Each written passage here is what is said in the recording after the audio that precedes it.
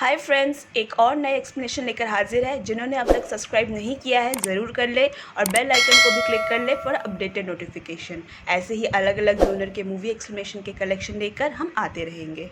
Movie का नाम outpost साल 2008 में रिलीज्ड एक ब्रिटिश वॉर हॉरर फिल्म है, directed by Steve Barker. IMDb rating है 5.9, जो कि हमारे हिसाब से काफ़ी अंडररेटेड है। दोस्तों, ये मूवी सेकेंड वर्ल्ड वॉर के हिस्ट्री से जुड़ा हुआ है। मूवी के मुख्य भूमिका में है Julian Wadham as scientist and businessman Francis Hunt, Ray Stevenson as ex soldier DC। दूसरे किरदार में है प्रायर, जॉर्डन, कॉर्टर, वॉयटेक, मकै एंड टाक।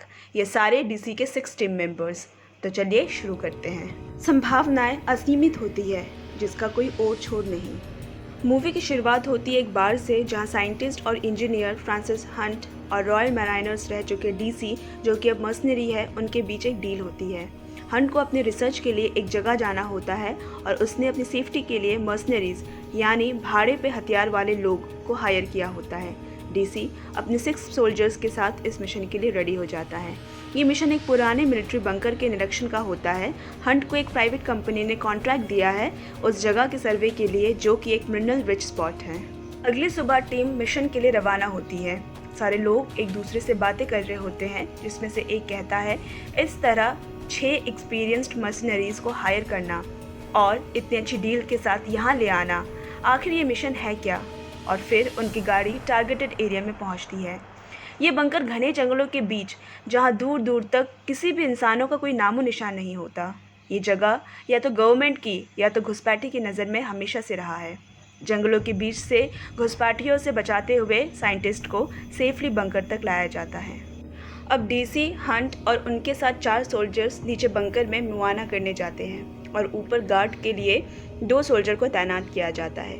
अचानक 2 में से एक सोल्जर टैग को पेड़ के पीछे कोई तेज़ी से गुजरता हुआ दिखता है और वो फायरिंग करता है। फायरिंग की आवाज़ से बाकी सोल्जर भी ऊपर आ जाते हैं और फायरिंग होती है, लेकिन टारगेट को कोई ठीक से देख नहीं पाता। अचानक रेडियो से भी बहुत ही अजीब साउंड फ्रिक्वेंसी सुनाई देने लगती है। तभी एक सोल्जर मैक को बाजू में गोली लगती है। दोनों तरफ से फायरिंग रोक दी जाती है। DC उस एरिया का मुआयना करने ताक को भेजता है, लेकिन ताक को वहाँ कुछ भी नहीं मिलता, ना ही कोई बॉडीज़ और ना ही ब्लड के निशान। टैक और वॉयटेक को ऊपर गार्ड के लिए तैनात किया जाता है। बाकी सब नीचे बंकर में जाते हैं। हंट और DC जनरेटर ढूंढ रहे होते हैं इलेक्ट्रिसिटी ऑन करने के लिए। ये 48 घंटे का मिशन होता है। DC कहता है, तुम्हारे जैसे और भी रिसर्चर यहाँ हो सकते हैं, जिस पे हंट कहता है, लेकिन उन्हें नहीं पता कि ढूंढना क्या है। यहाँ बाकी 4 सोल्जर्स 2-2 ग्रुप में बट जाते हैं, जहाँ एक ग्रुप मैक और कॉर्टर को लाशों से भरा एक रूम मिलता है। वो दोनों बुरी तरह से डर जाते हैं। तभी वहाँ उन्हें लाशों के बीच कोई जिंदा नज़र आता है। फॉरेन मेडिक जॉर्डन को बुलाया जाता है। जनरेटर ऑन हो जाता है। एक आदमी का ऐसे लाशों के बीच से मिलना सबके लिए चौंकाने वाली बात थी। आदमी जिंदा तो है, लेकिन बहुत ही अजीब सा नजर आता है और नाम पूछने पे कोई जवाब नहीं देता।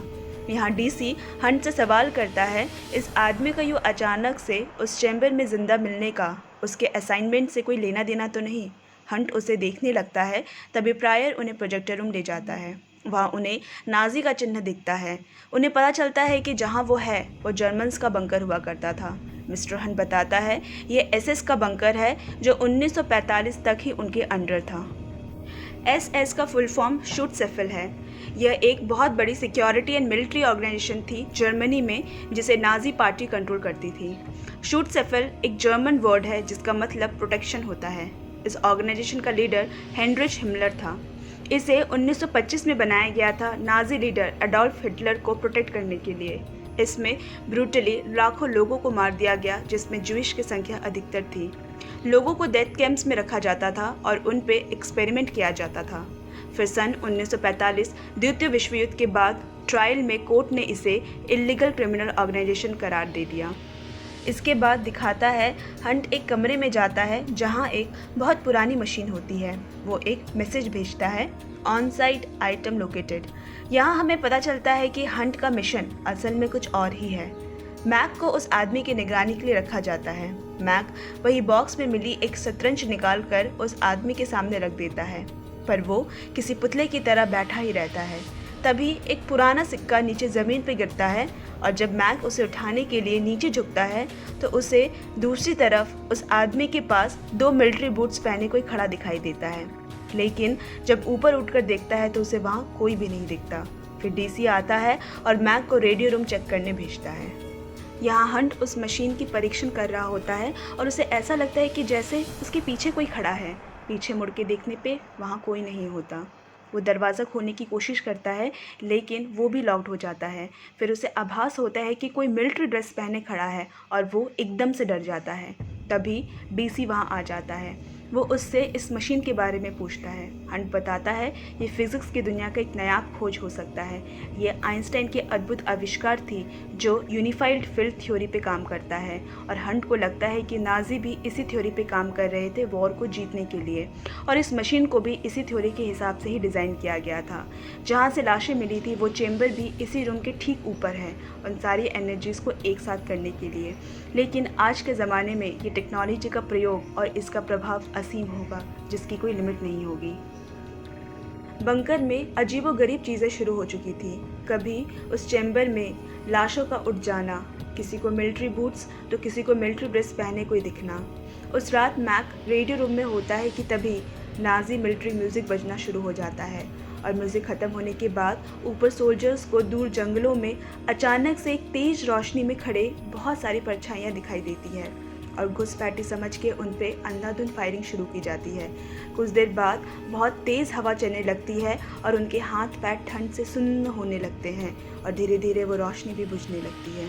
सब कुछ शांत होने के बाद उन्हें पता चलता है कि नंबर 5 टैग मिसिंग होता है। उन्हें पास ही ज़मीन पे एक क्रॉस मिलता है।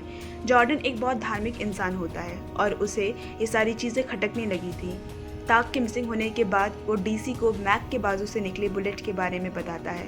पहली बात कि ये बहुत ही पुरानी बुलेट है और ऊपर से वो गोली साबुत थी, यानी गोली बंदूक से फायर नहीं हुई। ये बिना चली गोली और वो क्रॉस, कुछ तो यहाँ सही नहीं है। डीसी और हंट को प्रोजेक्टर रूम में उसी बंकर में फिल्माया गया एक वीडियो टेप मिलता है। हंट बताता है वो लोग ब्लैक मैजिक को साइंस के साथ जोड़ने की कोशिश कर रहे थे, जहां वो ऐसी सोल्जर्स की सेना को तैयार कर सके जो कभी मरे ना, जो कभी रुके ना, जो मीलों का सफ़र बिना थके कर सके। और इसी बंकर में नाजी अपना एक्सपेरिमेंट्स करते थे और इसीलिए वो लाशों का चेम्बर भी उसी मशीन रूम के ऊपर है, जहां उन लाशों की ऊर्जा शक्ति को संगठित कर मशीन के द्वारा उन लाशों को पुनर्जीवित कर सके। इस मशीन के ज़रिए उन्होंने एक ऐसा मैग्नेटिक फील्ड बनाया है जहां हम जैसे इंसानों की बॉडी की फ्रीक्वेंसी इन मरे हुए सोल्जर्स को एनर्जी देते हैं और वो उठ खड़े होते हैं और वो सोल्जर्स एनर्जी की तरफ यानी हमारी तरफ अट्रैक्ट होते हैं और वही करते हैं जो उनके दिमाग में फीड किया गया है, टू किल, लोगों को मारना। और हंट को शक है कि इस एक्सपेरिमेंट्स के दौरान कुछ सोल्जर्स इस फ्रीक्वेंसी में अभी भी फंसे हो सकते हैं और ये तभी नज़र आते हैं जब हम जैसे लोग उनकी फ्रीक्वेंसी में एंटर करते हैं। डीसी को हंट की बातें समझ नहीं आती। हंट उसे आम भाषा में कहता है, हम इसे भूत प्रेत बोल सकते हैं। दोस्तों, यहाँ हंट को किसी मिनरल्स रिसर्च करने के लिए नहीं बल्कि उस मशीन को ढूंढ के उसे ठीक करने के लिए भेजा गया होता है।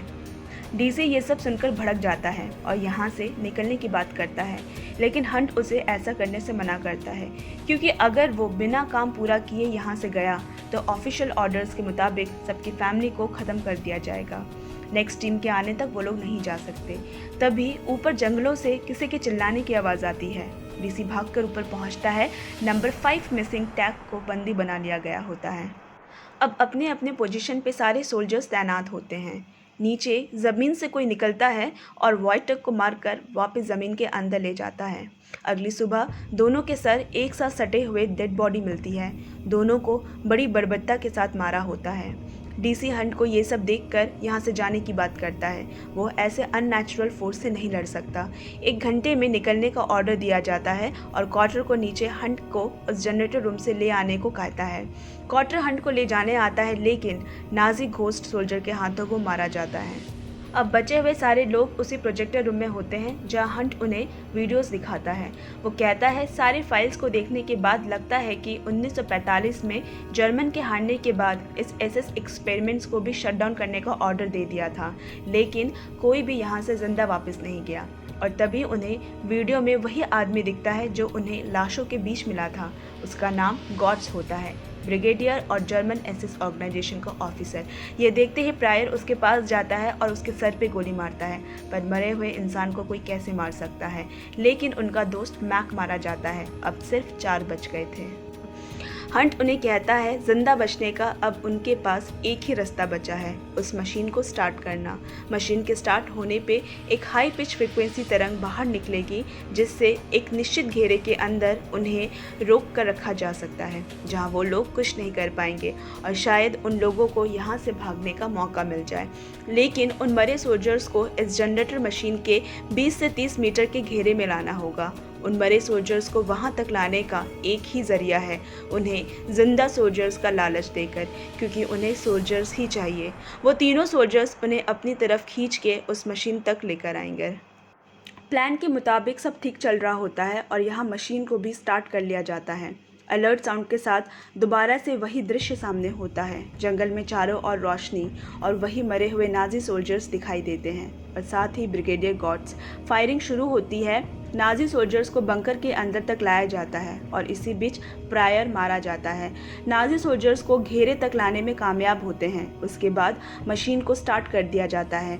उससे निकली फ्रिक्वेंसी से मरे हुए सोल्जर्स रुक जाते हैं, उनका मृतक शरीर बेअसर हो जाता है। लेकिन थोड़ी देर बाद ही मशीन खराब होकर बंद पड़ जाती है और सोल्जर्स फिर से उठ खड़े होते हैं। जॉर्डन भी उनके हाथों मारा जाता है और डीसी जख्मी हो जाता है। हंट उसे वेंटिलेटर के जरिए बाहर निकलने को कहता है, लेकिन जख्मी होने की वजह से वो नहीं जा पाता और हंट को अकेले ही जाने को कहता है। डीसी दोबारा से उन मरे हुए सोल्जर्स से आखिरी दम तक लड़ाई करता है। यहाँ हंट, जिसने अपने 18 साल की रिसर्च की गुत्थी सुलझा ली थी, एक अद्भुत खोज।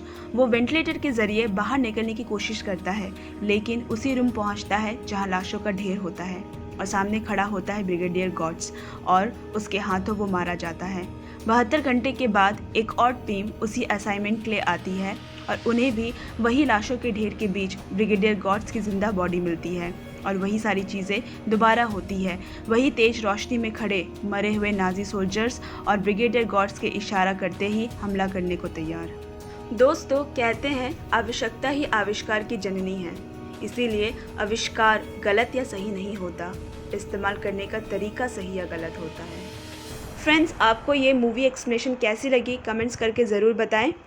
हमारे चैनल को लाइक एंड सब्सक्राइब ज़रूर करें। दोबारा एक और नई मूवी एक्सप्लेनेशन के साथ हम हाजिर होंगे। तब तक के लिए bye bye friends, take care.